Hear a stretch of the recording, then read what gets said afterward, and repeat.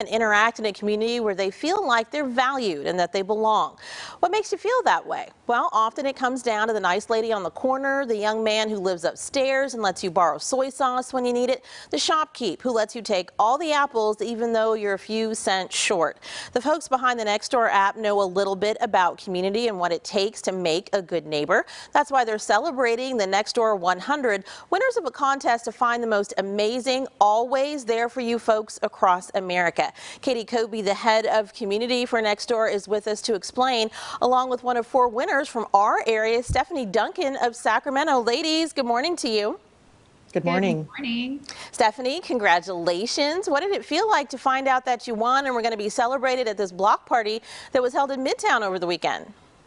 I was really touched. I was honored that I had the opportunity to have my own neighbors nominate me for this Nextdoor 100 and to go to the block party and meet the CEO and just have a good time this past Sunday, enjoying just different things that Sacramento provides, different food, different vendors and music, and it was just a good time.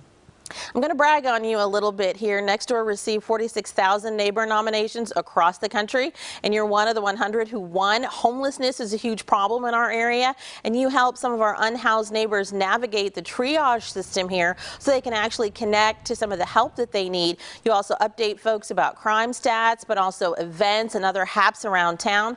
Why? And why through Nextdoor?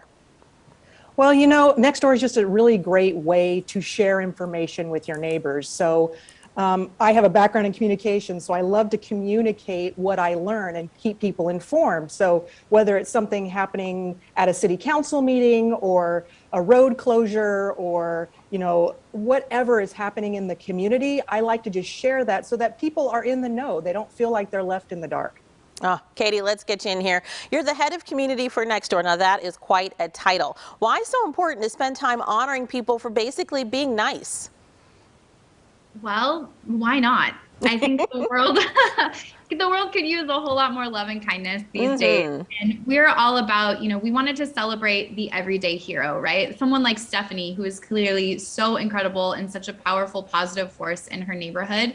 It was really just time to say thank you to all the people who are making our lives better each and every day. Kind of to your point, whether it's, you know, the barista who just always knows your coffee order, or the person behind the counter at the shop that lets you come back and, you know, pay the extra $5 later because maybe you forgot your wallet.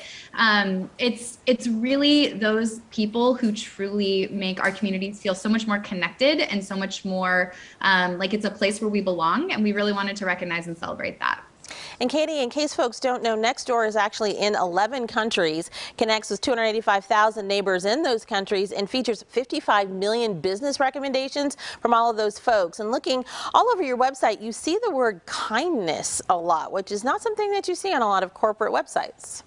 Yeah, it's true. We are all about kind and kindness. And I think it's really important when we talk about kindness to understand that we don't talk about it from just the sugary, sweet kind of saccharine way. When we talk about kindness, we want to help empower people to be respectful towards one another, to be able to have those open and candid conversations, to really show up when they're needed, right? I think resiliency is an incredible part of showing kindness. When we have obviously like really hard weather events that happen, especially here in California, and seeing the way neighbors show up for one another to take care of each other if somebody has to get evacuated due to a wildfire, things like that. So when we think about kindness at Nextdoor, sure, it often starts with a wave and a smile, and you never know whose day you're going to change just by saying good morning to them. But we also are really trying to make a movement that kindness goes deeper, and that it really is about how we boldly show up to support one another each and every day.